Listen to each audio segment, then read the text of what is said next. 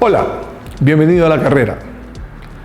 Hoy vamos a arrancar una nueva serie que va a estar en el ámbito espiritual. Y hoy vamos a hablar del movimiento neopentecostal, que es una de las bases más grandes que tiene para destrozar la fe. Mi amigo Tito y yo hemos hecho unos videos acerca del tema. Tenemos 10 videos diferentes que tratan sobre temas y todas las creencias que el neopentecostalismo está llevando esta mentira a tantos millones de personas. Estos videos fueron hechos en 2019. Y entonces yo voy a presentar al final unas actualizaciones de cómo están ahorita y de un par de temas que han adicionado ellos, porque todo es modernidad y modernidad para lograr convencer más y más gente.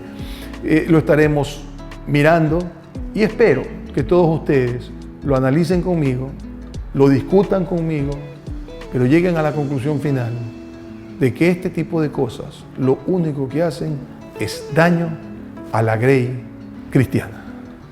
Y tengamos claro que eso no lo debemos aceptar, porque ser cristiano es muy diferente en muchas formas de ser neopentecostal.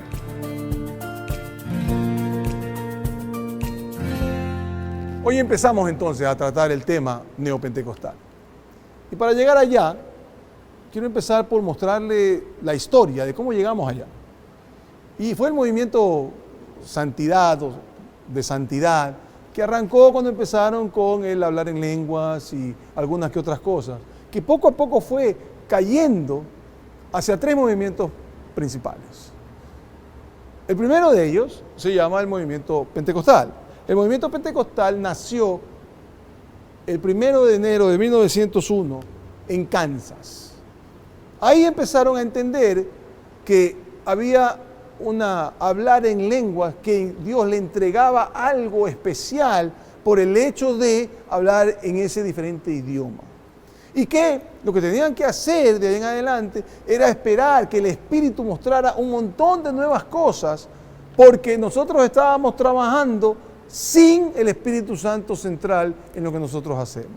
Que nosotros manejábamos la predicación o la Biblia y la oración, pero que nos manejaba al tercer pie, que era precisamente el movimiento pentecostal, el hecho de que el Espíritu Santo nos dé un montón de dones y de cosas que nosotros tenemos que depender. Evidentemente ahí la cosa fue caminando hacia esto, pero se moderó un poco y no llegó a extremos a los que ya estamos hoy día. Después de eso, por los años 1950, el movimiento carismático arrancó. En este movimiento, la gente empezó a caminar de que todo era pentecostal, que todo era espiritual. Y entonces todo era carismático, todo era algo que se mostraba, que se dejaba ver, los dones eran algo que tenía que salir, pero así, por un montón de sitios. Y ese movimiento carismático terminó permeando en la Iglesia Católica Romana. Y hay un grupo todavía hoy carismático que tiene que ver con el movimiento carismático de la Iglesia Católica Romana. Siguieron aumentando por todo tiempo y en cada momento empezaron a venir personas que enseñaban que el no tener la parte carismática no era casi que ser creyente. Y así llegamos al tercer movimiento, que es el movimiento neopentecostal. Este movimiento es el que viene beneficiado por estos 2 primeros que hemos visto. Entonces se arrancaron por el normal de las lenguas, ya después empezamos a pasar por una cosa y otra, cada vez más extrema y cada vez más se iban haciendo más extremos de alguna manera, que llegaban a puntos en donde ya casi ni se podía ni entender qué es lo que hacían, ¿no?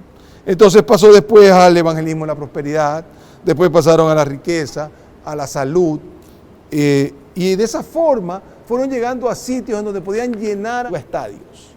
Usted empezaba a ver gente que realmente podía ir, y aquí había una predicación, de alguna forma había sanidades, y después obviamente había el recoger plata. Cuidado, y lo confunde con Billy Graham, no tiene nada que ver una cosa con otra. Esta gente empezó a darse cuenta que esto generaba más y más y más gente y por tanto también más y más plata. Pero también se dieron cuenta que a medida que vamos caminando, la emotividad se estanca si solo tiene prosperidad y lenguas. Y entonces iban inventando cosas nuevas que iban llegando a cada uno de estos ungidos y nos iban diciendo cosas nuevas. Y por ejemplo, ahí tenemos la palabra profética, exorcismos, guerra espiritual, espíritus territoriales, tumbar con el espíritu, apóstoles, poderes para líderes de la iglesia, polvo de oro. Y la última que salió, y ahora ya hay nuevas, pero en ese tiempo la última eran estas plumas que caían en el ungido, aparentemente porque era el ángel que se los enviaba. Aunque yo nunca he entendido que los ángeles tienen alas, pero aparentemente resulta ser que son medio ave. Así llegamos a donde estamos. Después terminaron ya orando para que los huracanes no vengan. Y finalmente terminaron inclusive con que el COVID-19 no iba a venir. Como usted y yo nos hemos dado cuenta, no pararon a nadie. Pero sin embargo lo siguen diciendo. A ellos no les importa que no se cumpla, por si acaso. Ellos lo mandan nomás. No les da exactamente lo mismo.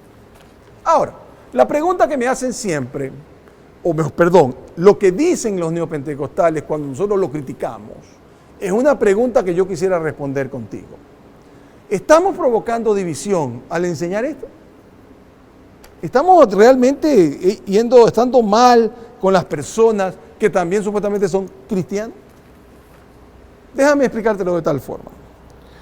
En el siglo XX, la Iglesia Católica Romana empezó con un nuevo dogma que se llamaba la Inmaculada Concepción de la Virgen María. Esto empezó hace unos 7 años antes de que yo naciera. No le voy a decir cómo nació, pero unos 7 años antes de eso. Y entonces el tema era que no es que María es inmaculadamente concebida porque Cristo nació sin un hombre, no. El tema era que ella también era inmaculada, que nació inmaculada.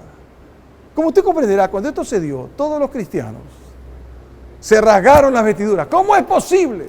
Esto es un invento de los católicos romanos. Esto es un invento, esto es una cosa antiescritural. Bueno, nosotros estamos peor. De manera que si yo criticaba lo que no es real, lo critico así usted se llame cristiano, maometano o católico romano. Porque la mentira sigue siendo mentira, no tiene religión. De manera que yo tengo que enseñar sobre esto y tengo que decirle a la gente por qué es mentira esto que les están explicando.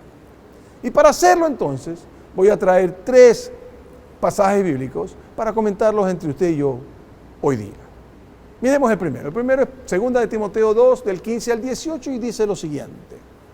Esfuérzate por presentarte a Dios aprobado, como obrero que no tiene de qué avergonzarse y que interpreta rectamente la palabra de verdad. ¿Cómo tengo que interpretar la Biblia? De una forma recta. Tengo que interpretar rectamente.